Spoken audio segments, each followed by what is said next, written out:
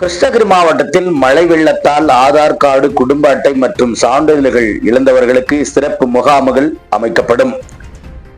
நீர்வழி பகுதிகளில் உள்ளவர்கள் வேறு இடத்தில் குடியிருக்க இடம் கேட்டு மனு அளித்ததால் நடவடிக்கை எடுக்கப்படும் என கிருஷ்ணகிரியில் நடந்த ஆய்வுக் கூட்டத்தில் அமைச்சர் முத்துசாமி தகவல். கிருஷ்ணகிரி மாவட்ட ஆட்சியர் அலுவலகத்தில் பேஞ்சல் நிவாரண பணிகள் குறித்து ஆய்வுக் கூட்டம் நடைபெற்றது.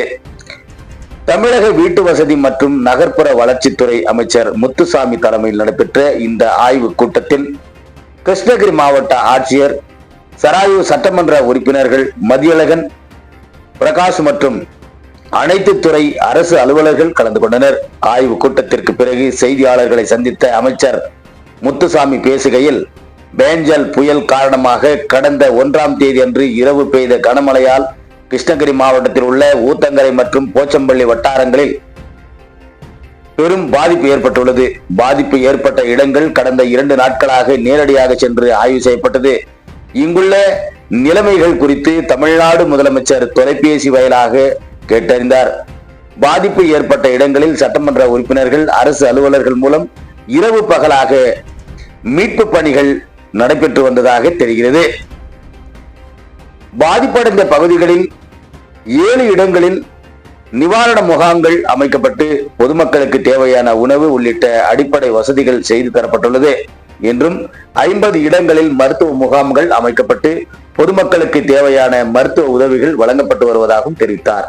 தொடர்ந்து பேசிய அமைச்சர், அதிக அளவில் வெள்ளம் பாதிக்கப்பட்ட பகுதிகளான போச்சம்பள்ளி, ஊத்தங்கரை பகுதிகளில் பயிர் சேதம் குறித்து கணக்கெடுக்கப்பட்டு வருவதாகவும் இன்னும் 2 அல்லது 3 நாட்களில் கணக்கெடுப்பு பணி முடிந்த பிறகு தகவல் அளிக்கப்படும் எனவும் தெரிவித்தார்.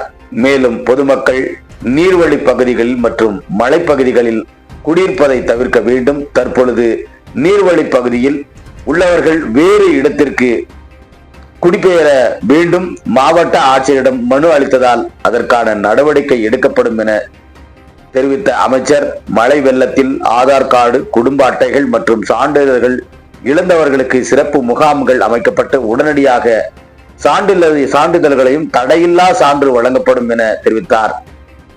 வெள்ளம் ஏற்பட்ட பகுதிகளில் மாவட்ட நிர்வாகம் எடுத்த தொடர் நடவடிக்கையால் தற்பொழுது இயல்பு நிலைக்கு திரும்பியுள்ளதாகவும் தெரிவித்தார் என்பது குறிப்பிடத்தக்கது.